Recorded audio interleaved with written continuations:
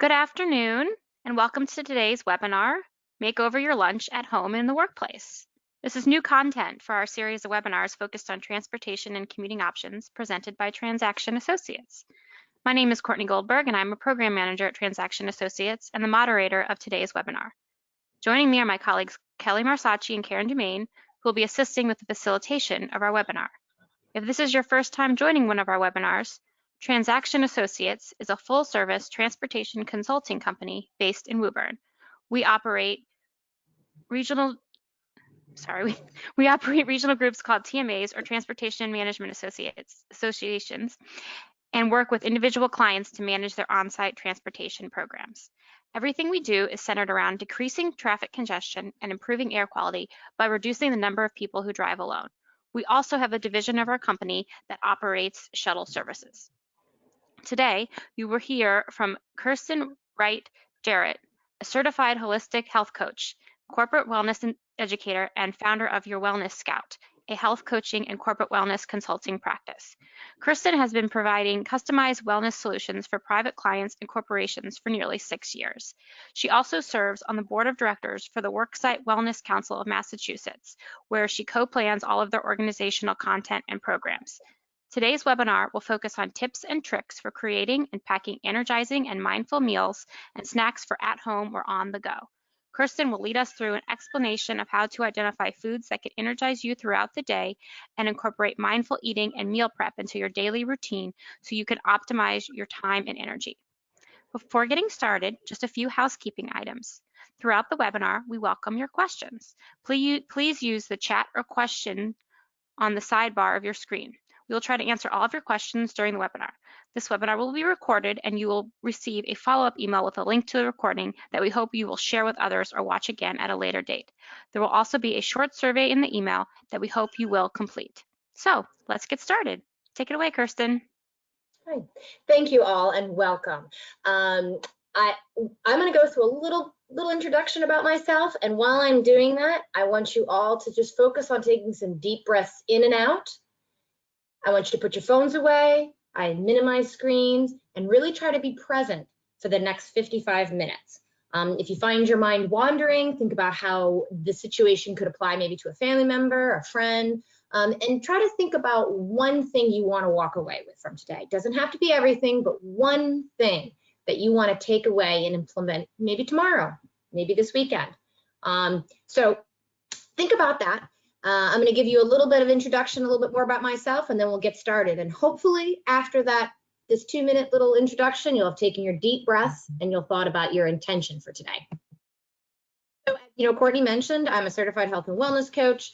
I'm a corporate wellness educator, but what I want to say is that I've actually been in your shoes. I was in corporate for about 12 plus years. I worked 60 plus hours a week. I saw my health compromised by work. I've done remote work. I've done on-site work. I've done high energy work. And when I saw how my health got compromised because of just the competing demands of life, I started to realize how when I put my health first in a reasonable, manageable way, I was able to improve my productivity. I was able to improve my physical stamina. I was able to even improve relationships and mental well-being. And I loved sharing that. And so my path is I ended up switching careers and decided that I would put my experience and my education and my passion into play and help others. I've recently been on Chronicle with Boston Organics talking about how you can integrate wellness tips into your day too. So I look forward to working with you for the next hour and really helping you understand how, again, we can find the foods and nutrients that can energize us. And then as well, how can we best integrate those foods into our life, whether you're commuting, whether you're at home, or whether you're at work. So let's go ahead and get started. Hopefully you've taken some deep breaths and you've thought about one thing you want to walk away with today. So our learning objectives is, learn how to identify what foods energize you throughout the day.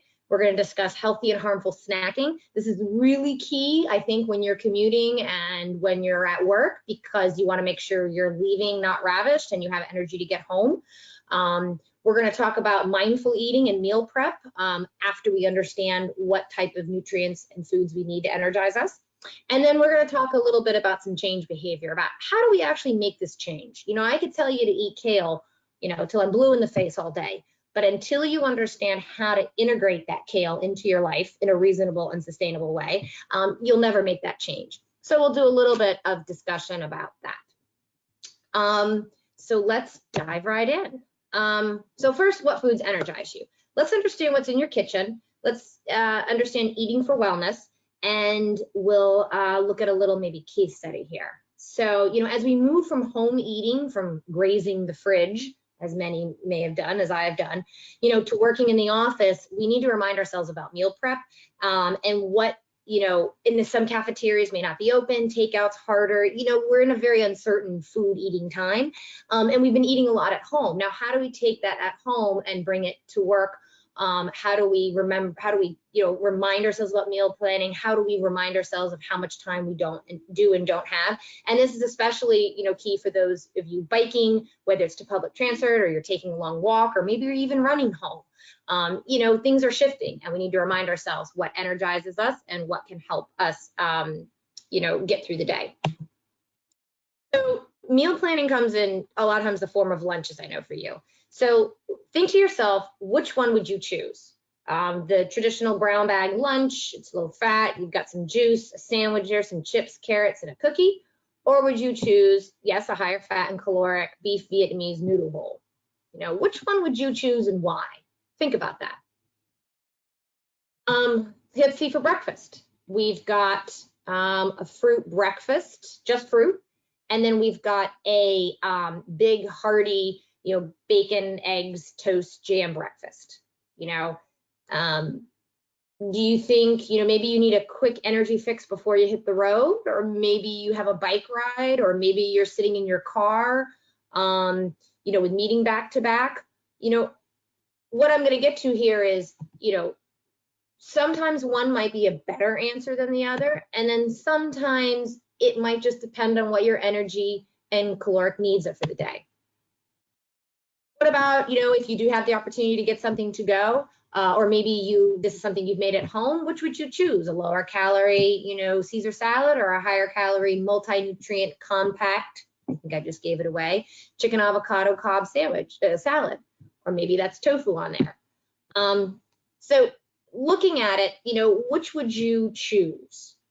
And do you know why? Is it because you've been told what to choose? Is it because what your taste buds want? Have you ever thought about a different choice? You know, why are you making the choices you're making? And the reason why it's important is because, you know, there is no right answer. You know, maybe again, I think the only one that was maybe a right answer was the first one, I think, and the third one. You know, but it might also depend on, let's say you need a lighter lunch because you're having a heavier snack, or maybe you need to, you're having a really stressful day, you need a really filling heavy lunch so that gets you through the afternoon. The point is, you know, what is it you need in terms of the day? Do you need some fat, you need some protein, you need some carbohydrates? You always need a little bit of everything to try to help you get through the day.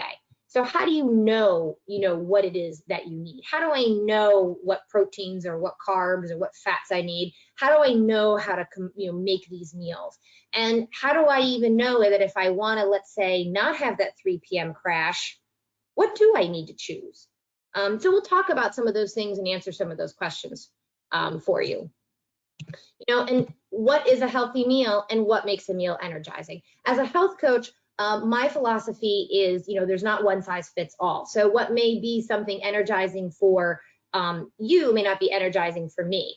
That said, I will always say you need to be careful of what are stimulants and what are energizers. So, sugar makes us all hyper and active, but is that really energizing, or is that just making you hyper? So to understand what you need, we need to understand how do you feel. So let's take a quick poll on how you feel after you eat. Stand still. Yeah, so it looks like our results are 71% of you are saying you're lethargic after you eat some meals. Great. Lethargic. All right. So not that that's great, you're lethargic, but it was helpful too.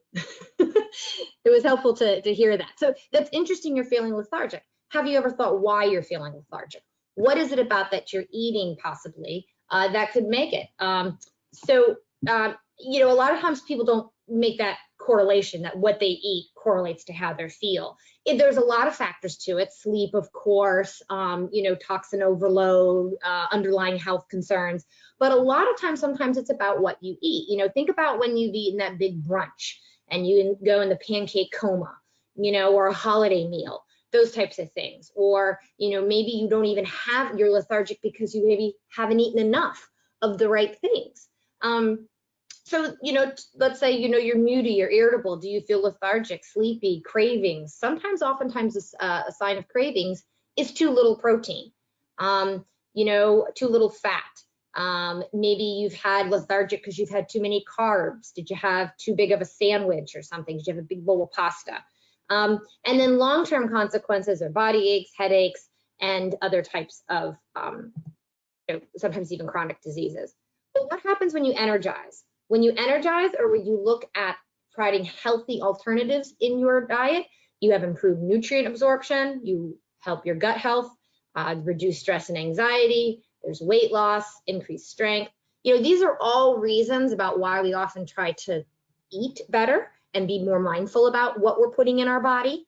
And sometimes you don't even realize the longer term, not the immediate result, but the mental health result.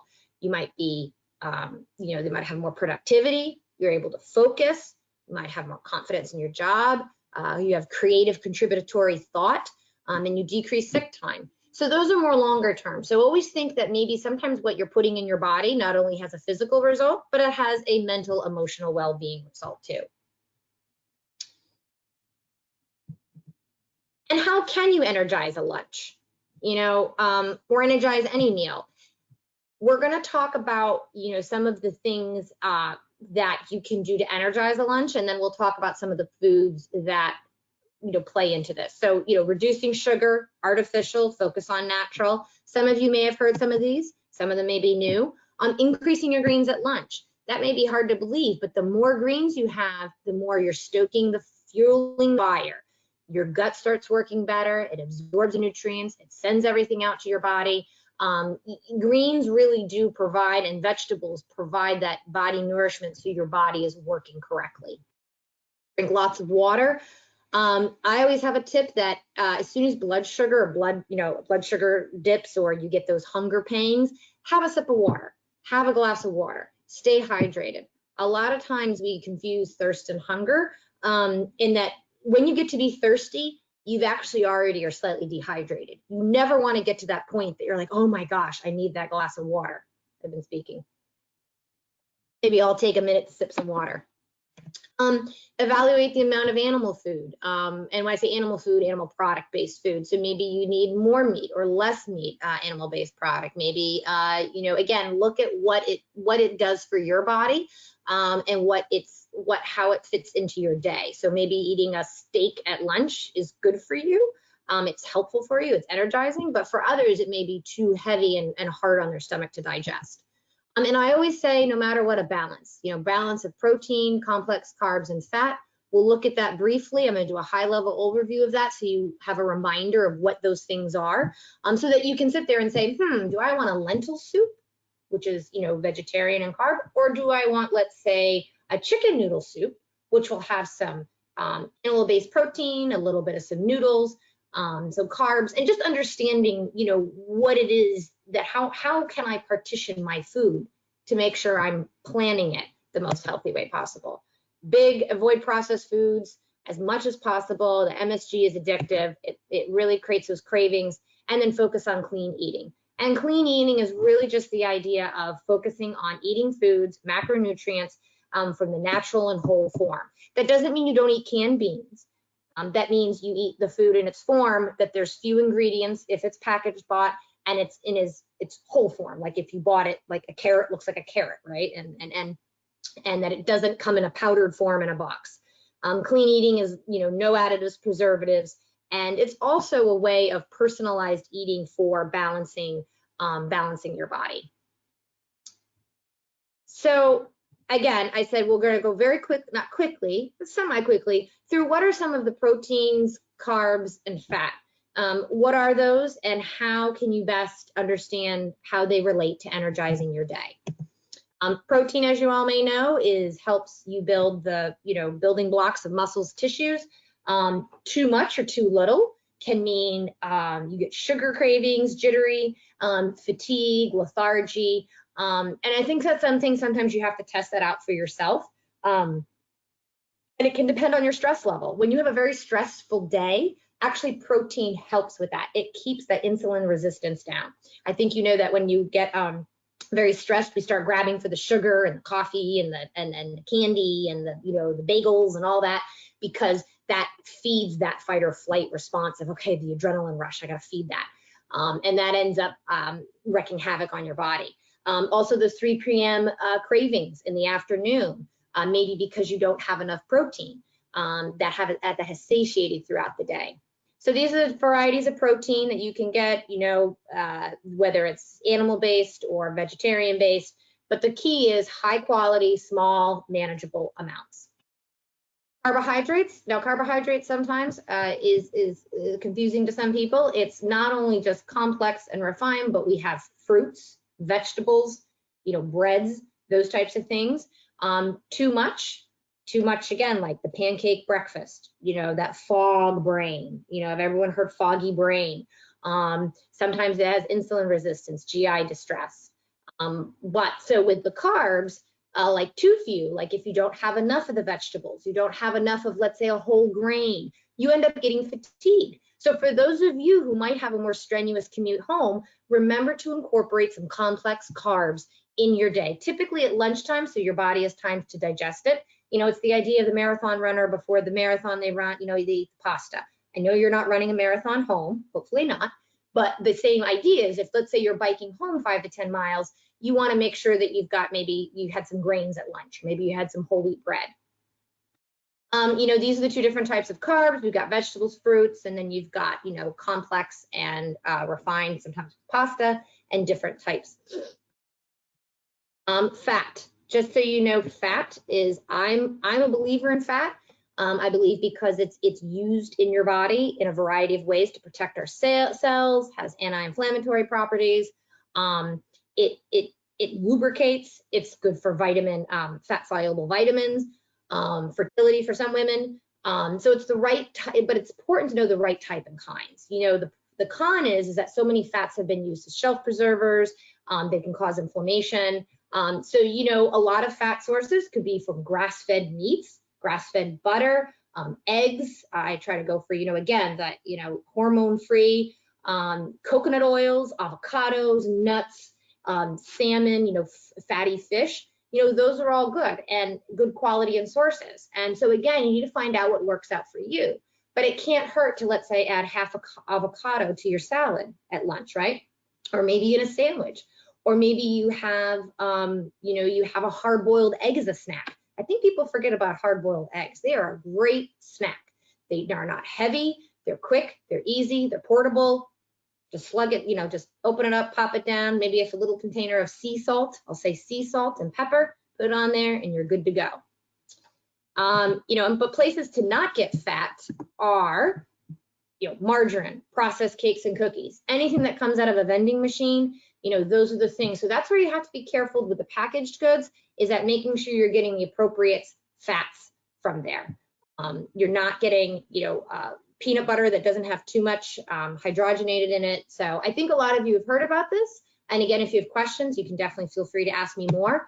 But let's get moving along to sugar. Sugar, I think, as one of those hidden. You got to be careful. That the WHO recommends that we have 25 grams of sugar, let's say. There's 25 grams of sugar in a Cliff Bar. Now, for most people, I would say that a Cliff Bar is adequate. But again, if you're going on a long bike ride, you're not going to be eating from a few hours after your snack or lunch. That's where it could be necessary. But that's where it's important that it's not, you don't need to remember everything. You just need to have a few rules in your mind about what's best for you. Let's say, again, I know I have a long time until dinner, so let's make sure I get some protein and some fat. I want to avoid that 3 p.m. sugar crash, because what happens? Sugar I love it. We all love it, but it has its limitations. You know, it creates happy, excited, and then it gets to the anxiety level. And that's no, you know, you don't want to be anxious and jittery at the end of the day, right? Whether you're, you know, working, or whether, again, you're commuting, or when you get home, do you want to snap at loved ones because you've had that blood sugar. And it also has a lot of, you know, inflammatory responses in your body. So just always remember that also too, fiber and sugar. If you have sugar, have fiber with it. An apple is a great example of that, because what the fiber does is it slows the absorption of the sugar in your body, right? So if you want a quick energizing fix, grab that banana. If you need a little bit longer of sustenance, I always say have an apple before a holiday party, you know, or let's say you needed something to tide you over a little bit longer, then an apple is good, because the fiber in the apple helps slow the sugar release. Whereas a banana has a lot of sugar in it, but not a lot of fiber. So that's where you get that quick fix energy. So think about that. You know, these are just simple things to think about, you know, about when you're actually trying to pick snacks and pick meals. And when I'm talking about label reading, this is important because, you know, we all can't necessarily cook all natural all the time, and that's fine. But then it's important to be conscious of your labels, because as I mentioned originally, labels and eating processed foods can actually be de-energizing, right? So, you know, find the ingredients list first, the fewer the better. Avoid unrecognizable words. I always quickly say, look, we've been processing like butter and, you know, vegetables and meat and beans and tofu for thousands of years. How long have we been processing hydrogenated soybean oils? How long have we been processing monosodium glutamate and all those things? Your body doesn't know what to do with it, and it wreaks havoc on your body. So remember that your body knows natural ingredients. And always check serving size and nutrition facts. And fiber and sugar, always look at them in correlation. So for instance, you know, it's tempting to get this box of Alfredo pasta with chicken and broccoli, but half of those ingredients, I mean, there's so much in there that either is, some of it, yes, it's either in a pulverized, packeted form. So where in the world are the nutrients? It also has some things in there I don't even know. And I know companies are getting better and better about this, but it's more importantly, we need to be conscious of it for our own body's needs. Why is this all important? It is important because, as I mentioned, how we eat affects us throughout the day. So let's do a little, let's meet Jill. I'm going to pull up Jill here for a minute. So this is Jill. Jill immediately wakes up to her phone alarm and starts her day by reading her work emails and becomes sidetracked. She grimaces as she sees yet another delay in the project milestone, which will affect her morning full of meetings. Unfortunately, she will yet again have to miss the professional development webinar she had signed up for months ago. This one was especially dear because it focused on looking at advancement and learning. She also missed the last one on financial finesse as she plans for her retirement. She spends more time reading her emails and addressing them and leaves no time to make a quick breakfast. She races to get ready for work, and, you know, in her dampened mood, she just wants to go and get a quick mood boosting fix. And so she bikes out of her way to get an extra large, like Frappuccino, sugary, lovely, delicious coffee mixture with a donut. And then she ends up, once at work, she sits for 4 hours straight, doesn't move, you know, hunched over, toggling between her phone, instant messenger, and her laptop. She files non-essential wellness, these HR-related emails in her read later folder, which she rarely gets read. And by lunchtime, she is cranky from the sugar crash with a stiff neck and back, leaning over her laptop in a stressed heap. Although she has an hour for lunch and it's a great day for a walk, she decides to just eat the power bar she threw in her bag last night. She glumly eats it at her desk while mulling over emails, and in her haste, she realizes she may have miscommunicated some topics, snapped at a few coworkers on email, and neglected mentoring her intern. She tells herself that next week she will work on losing those COVID-19 pounds. She will improve her strength and interaction with coworkers, but that's next week. Drained from the day and the poor nutrition, she tries to leave work on time, but is derailed by last-minute emails She leaves hangry, and she has low blood sugar, and she has that painful bike home from the public transit.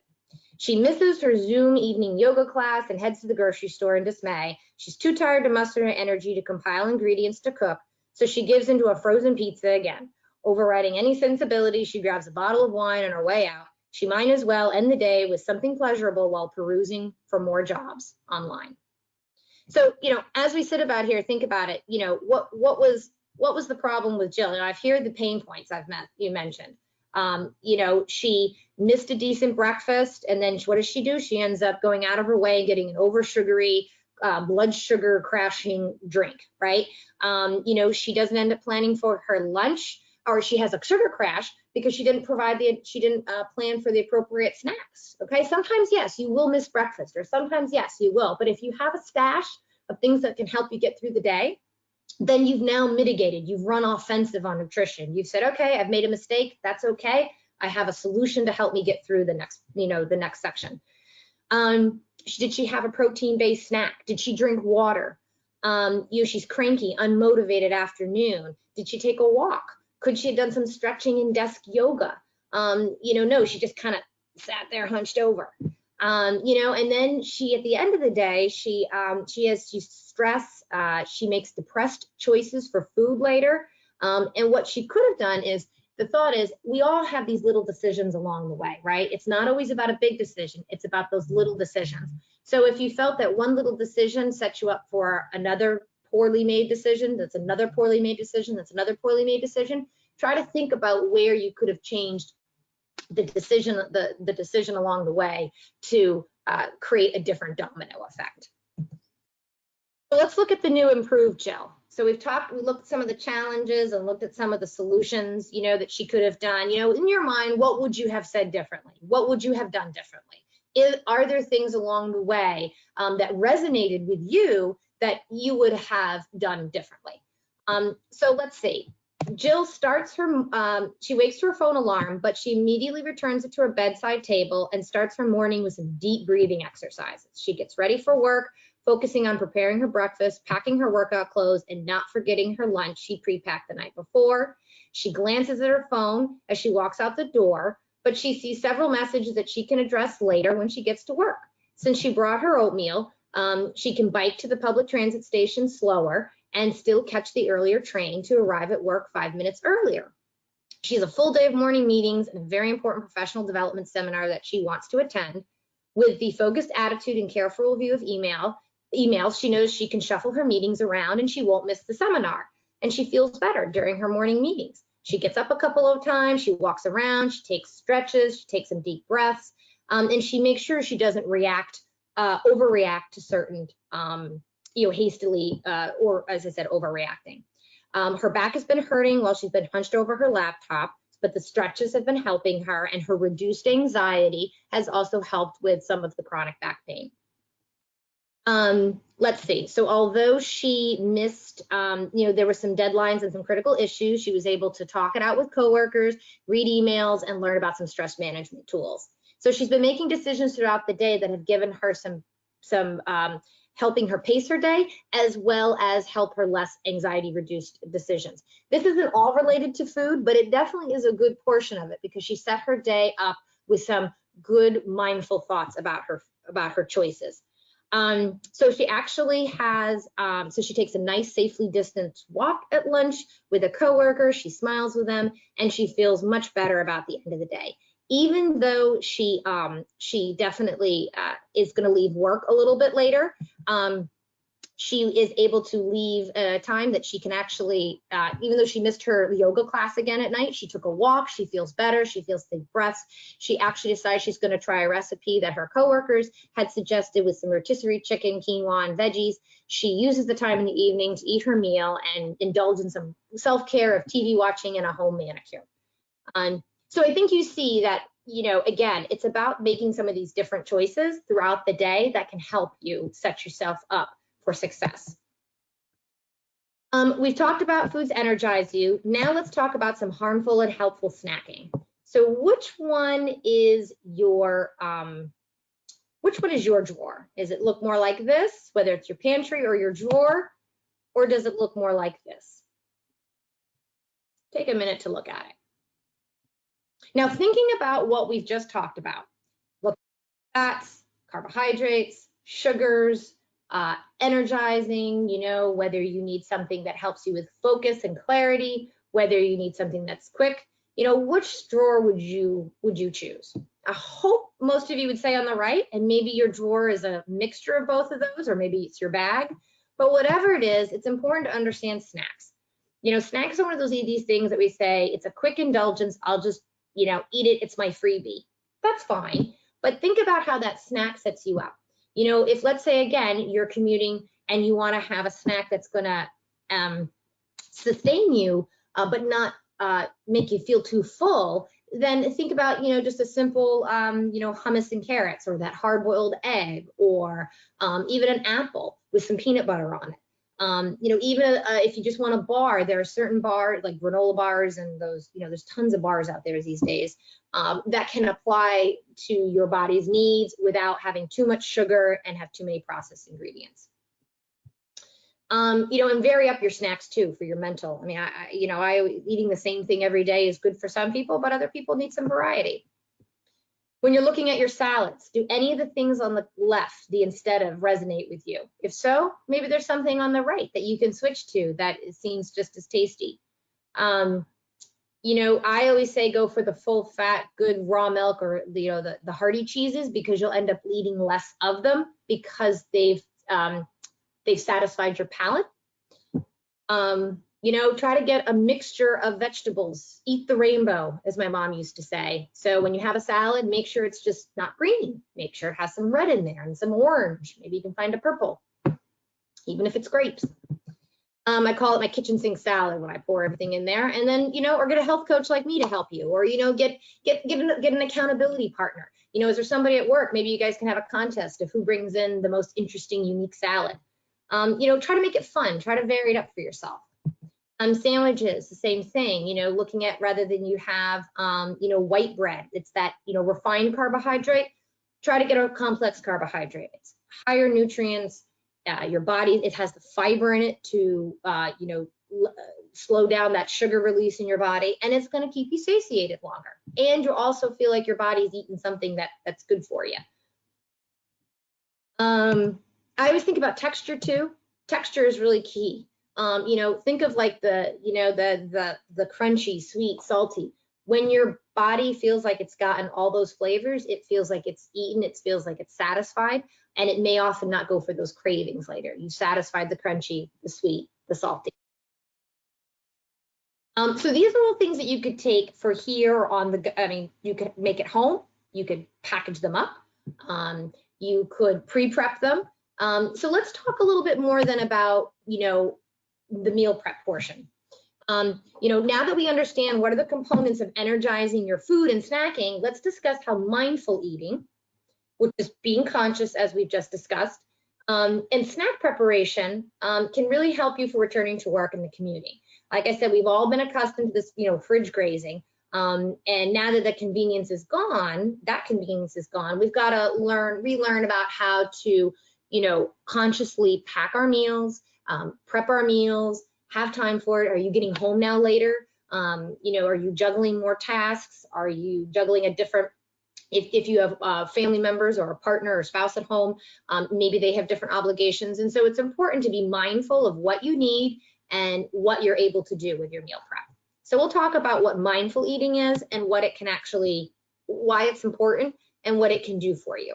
And the reason why I talk about mindful eating, it's as I said, it keeps you not only thinking about what it is I need for my body, but it's not only about the meal choices you're making, but it's also helping you understand how you can slow down while you're eating. But here, let's just, is this how you feel?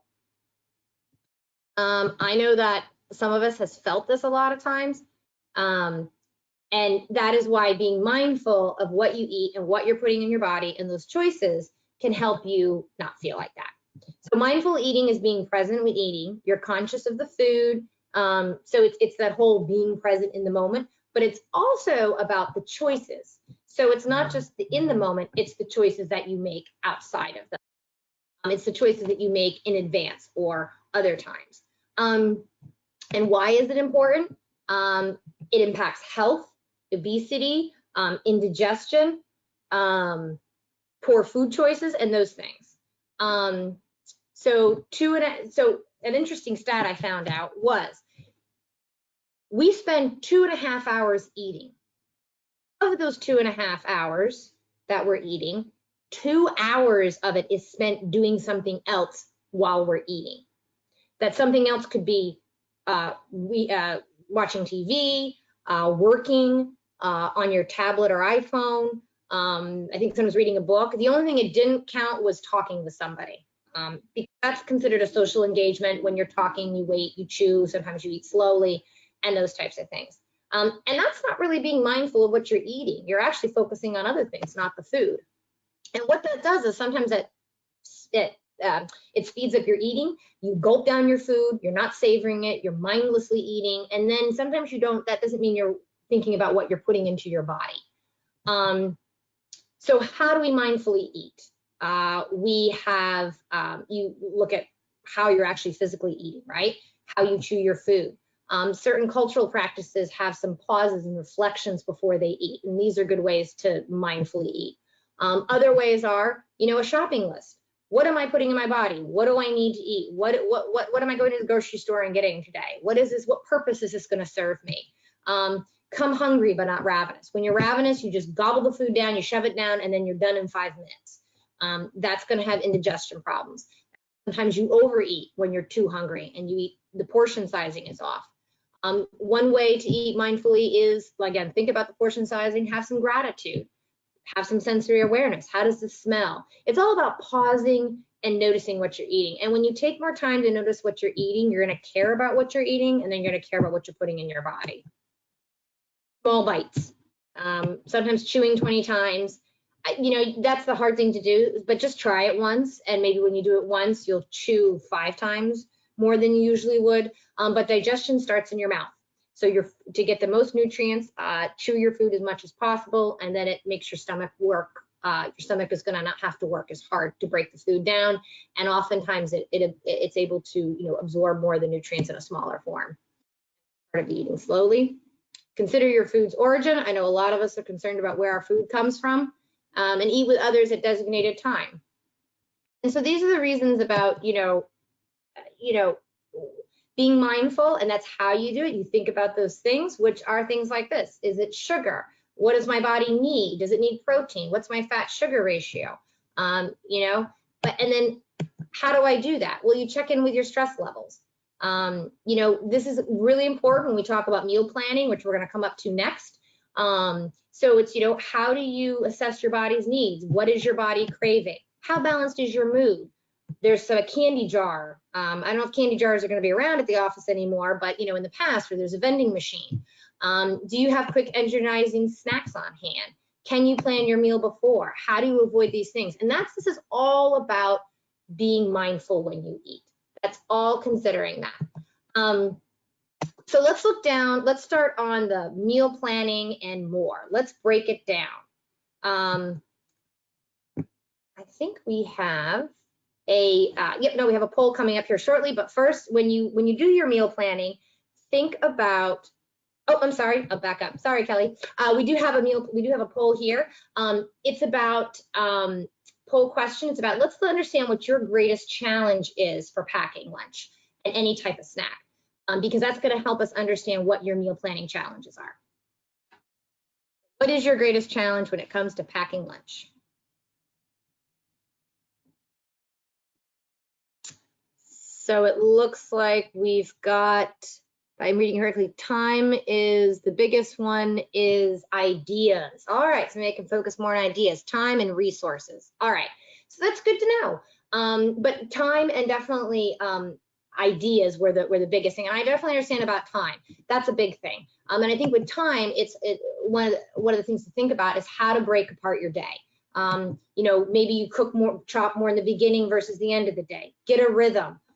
This may take a couple of tries. Like I said, maybe you need to do something, rather than do the dishes at night, you may prep your lunch for the next day. Or maybe you're a morning person and you like to get up and do all this stuff in the morning. It's a matter of what works for you. Maybe you tag team with your spouse or partner. Maybe you get your kids involved. Whatever it is, find your rhythm, but know that it may take a couple of tries. Sometimes batch cooking on one day on a Sunday night works.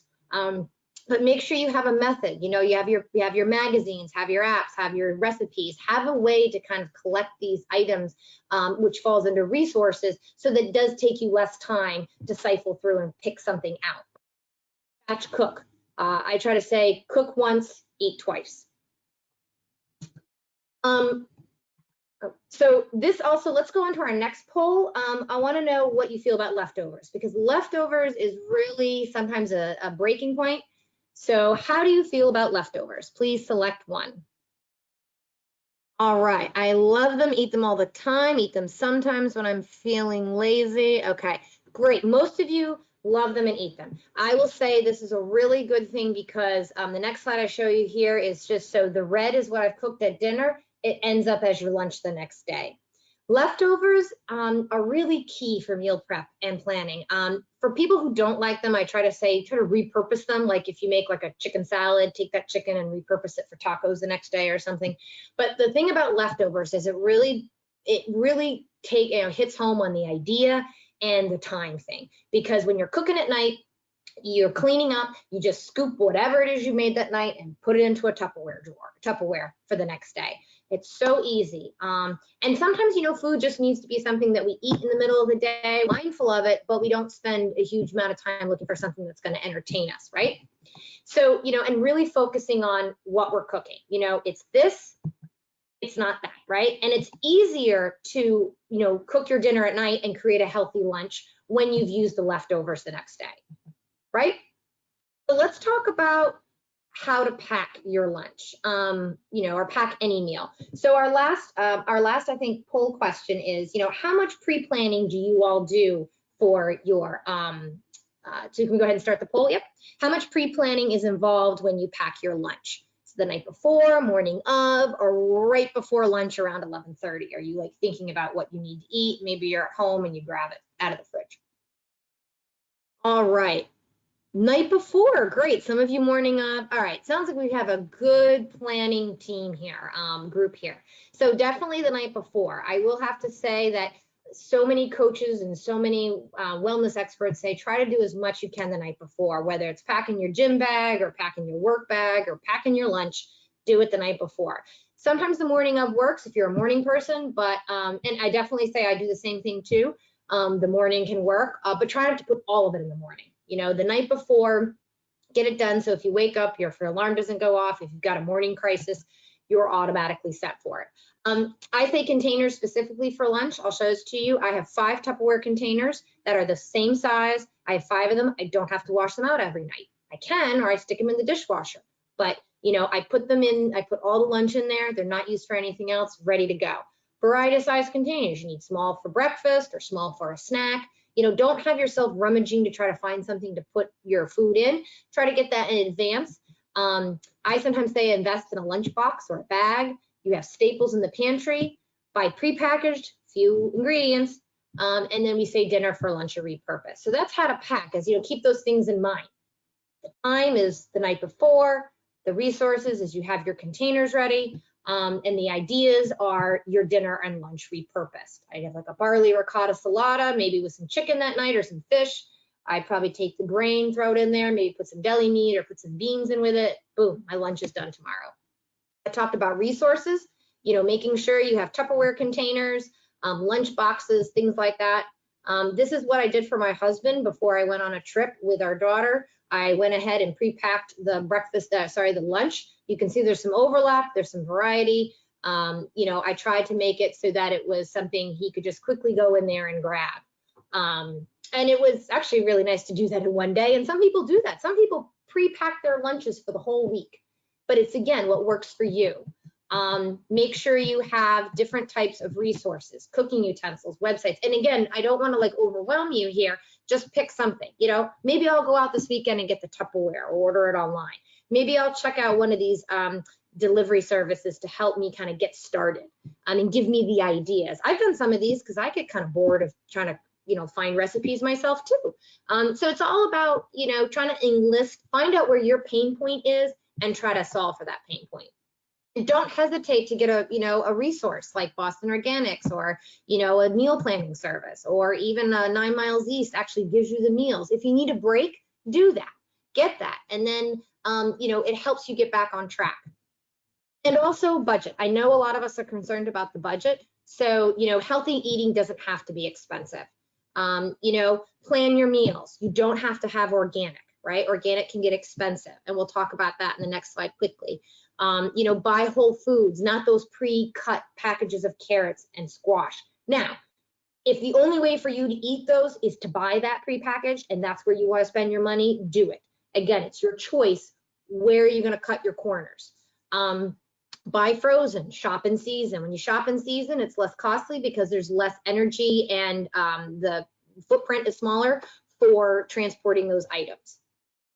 And again, appreciate quality foods with taste. If you're not getting the taste and you're not satisfying your palate, you're going to go reaching for that Snickers bar. You're going to go reaching for something that's going to satisfy your body that you didn't do it with natural whole foods. And when I said with the organic, sometimes pick and choose. Think about it. If you're going to eat organic where you're eating the outside or peel of the vegetable. Organic bananas, nah. Organic apples, okay. Look at the Dirty Dozen, the Clean 15. Look at some food, maybe get a CSA box, support your local farmers. So it doesn't have, high quality food can sometimes be a little bit more money, but at the end of the day, you're going to be taking care of your health and wellness. Maybe you'll be getting off some medications. Maybe you'll have higher energy. Maybe you'll lose some weight. There's so many benefits to eating well, so many benefits, mental, physical, and more. And maybe the right doesn't look as appetizing, but it's guacamole and some chicken and some barley salad and a roll. And this was all made just 5 minutes after dinner, right? It was a quick scoop here, scoop there from dinner, and then toss it together. The last thing we're going to cover is just kind of what stands in your way. What stands in your way? There's so many ways to make wellness work. We're not going to go through all of these in detail, but I just want to make them aware that one of the biggest ways is to look at what stands in your way. You can do a 3-step solution. You can set your SMART goal, and you can look at some behavior change. But what happens with wellness challenges, eating well? Whether maybe it's, having a, margarita on your back patio every night. Maybe it's the stress of the pandemic and everything we're in, and that's totally understandable. Maybe you think that skipping meals is better because you haven't, because you just want to save on calories and things, but that doesn't set you up well later on. You end up overeating. Maybe we've talked about temptations or time or stress, anxiety. Think about what is your biggest challenge to eating well. And we talked about what your biggest challenge to packing your lunch is, time and ideas. Then tackle one of those. Enlist help.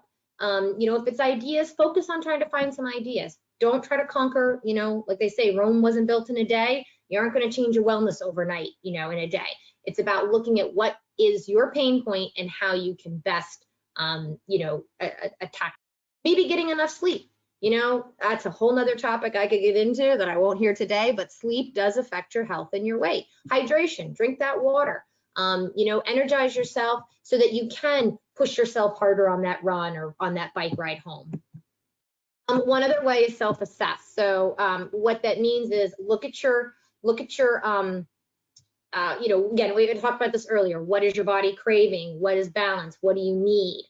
Do you have a support system at home? Rejuvenate means that you think about what are the things that can energize your body. So when you're self-assessing and saying, I have that 3 p.m. energy slump, I need a snack, I have a commute home, what do I do? Okay, I'm cranky, I'm tired, I didn't eat enough at lunch, So you could just indulge in like a Snickers bar and think that takes care of it all. Or you rejuvenate and you think about, okay, maybe just having an apple with peanut butter would help me. It doesn't sound as exciting, but it's going to help me feel better. And then you reinvent yourself by taking that, maybe doing what's necessary to make that step. Maybe you only bring snacks of almonds and, nuts and the fruit and the peanut butter. Maybe you grab a buddy and say, hey, I need, at 3 o'clock, I need to ping you and say, hey, I got to have a snack. I'm about to reach for that chocolate bar. Can you help me? Whatever it is that can help you get that new habit. I also have a technique as a yes and no, and this helps with time.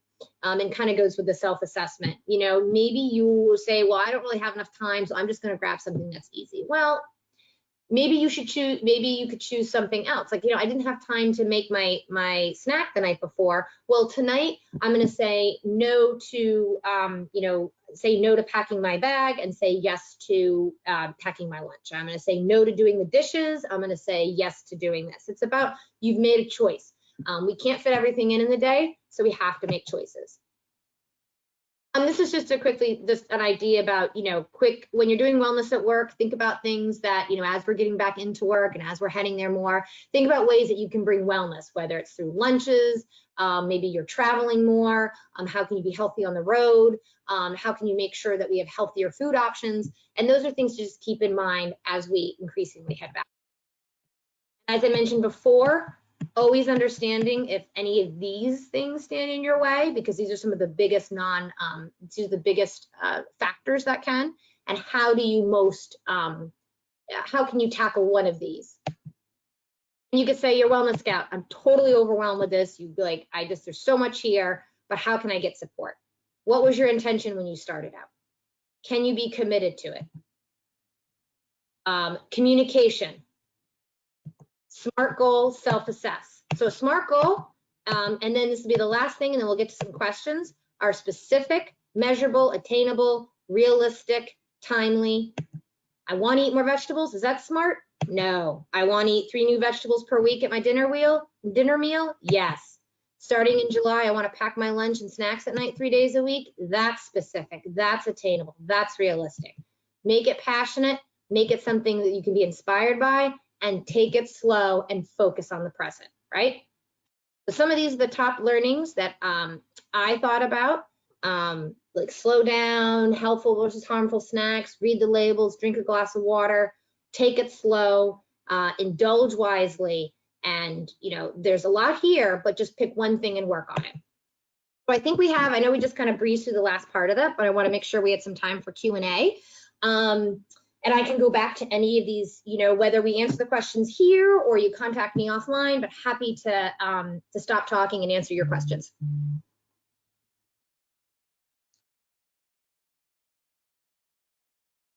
So Kirsten, we do have a couple of questions. Okay. And one is, are plastic Tupperwares safe when reheating in the microwave? We heard that glass Tupperware is better for reheating in the microwave. Is that true? Yeah, I would not put Tupperware, I do not put Tupperware in the microwave. I mean, I think, you know, one time in a necessary case, sure, make that. But then if you keep reheating that Tupperware, that same Tupperware, it's going to degrade, and it's not healthy for you. So I definitely would say glass containers. I know that can be heavy. So if you bring your thing in a Tupperware, and if you can keep maybe a plate at work, sometimes I don't know how many people can do that. So if there's just a plate maybe you don't care about if it gets broken, you bring that to work one day, and then you dump your Tupperware container out on that plate, and you could put that in the microwave. Okay, great, thank you. And then what about caffeine as an energizing fix? How much is too much? Oh, there's so much out there on there. So much out there, and I'm not the expert. You know, I would say that if you start to notice your body getting jittery and you're doing the shakes, or you're noticing that you're looking for it all the time, I mean, read your body signals, right? If you're getting indigestion, you're getting heartburn, you're using it to constantly wake up all the time. If you're becoming attached to it in the way where it's necessary for you to function, those are the key signs that it's too much.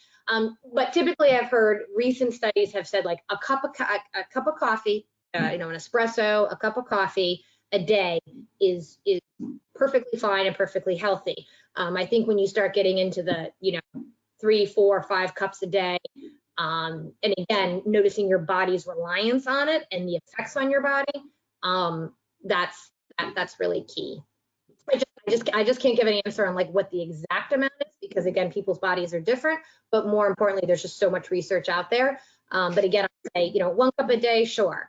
But relying on more than 1 to 2 cups a day, you know, can have some effects on your body. Okay, great. All right, well, Kirsten, thank you so much. That was chock full of information. I know. I Hopefully, do. I just hopefully want to say one thing. yes. I do want to say one thing. I just want to say, definitely just please know that any of the transaction associates on the webinar today will get a referral discount if they contact me for their services, and that I'm happy to answer any questions that come to me offline from this. So I know there was a lot of information, but I just want to let people know that I love what I do, so I'm happy to answer any questions. That's certainly evident. Thank you again so much. And thank you to everyone who attended today's webinar, Makeover Your Lunch at Home and in the Workplace. Again, I'm Courtney Goldberg. If you have any questions about Transaction Associates or the services we provide, you can reach me at cgoldberg@transactionassociates.com. Thanks again, everyone, and enjoy the rest of your day. Bye-bye.